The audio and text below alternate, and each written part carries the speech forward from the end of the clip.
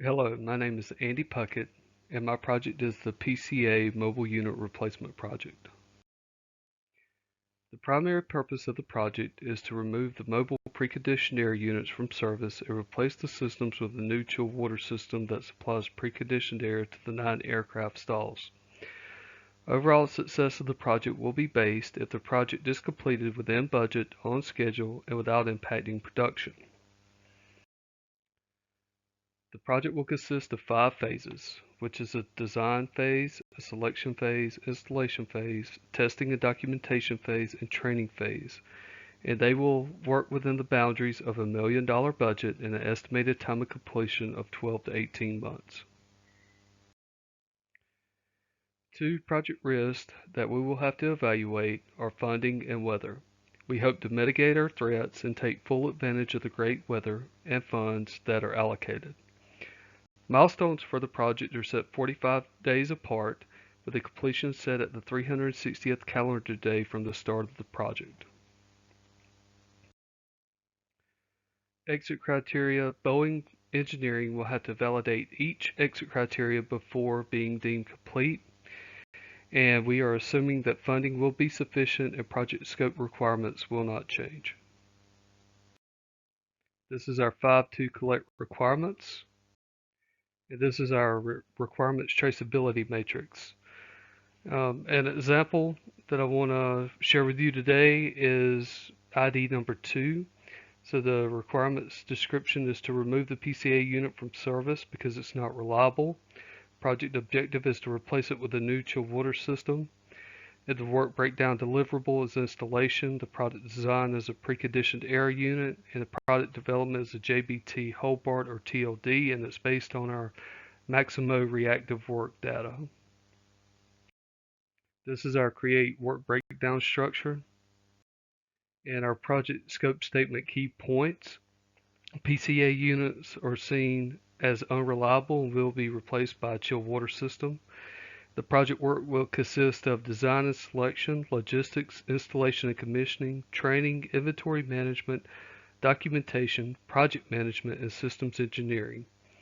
Our deliverables are summarized in section 5231 of this document.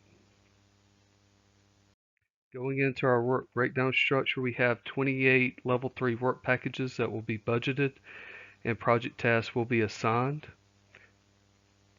And then going into a planning packages, I use the cement truck as an example because it is budgeted and tasks are set. However, due to weather constraints, we will have to wait until we actually schedule this portion of the project. Moving into our WBS dictionary, as you can see, it's broken down by level, code, name, and WBS description. And moving right into our plan resource management plan. So some of our key points is that we have 2 main categories of resources, which are labor and material. And the project manager will have final authority on resource requirements and allocations through the duration of the project, and any changes in our resource requirements will be reviewed by the project control board. This is our organizational work chart. So I'm going to speak on the roles and responsibilities of some of the people involved. So the project manager has full signature authority to make decisions. Our engineering team will provide guidance on system specs and make sure all deliverables are compliant. Our equipment maintenance team will provide the utilities. Ground support equipment will assist the contractor with installation.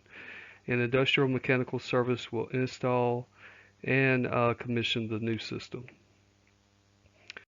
So moving into our team charter.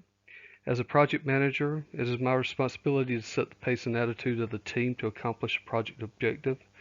And this team will have a positive attitude, a strong work ethic, and a determination to do things the right way, even if it means that cost and schedule may be impacted. And we are going to approach and conduct business with a humble patience, but a fierce, motivating drive, and we will succeed.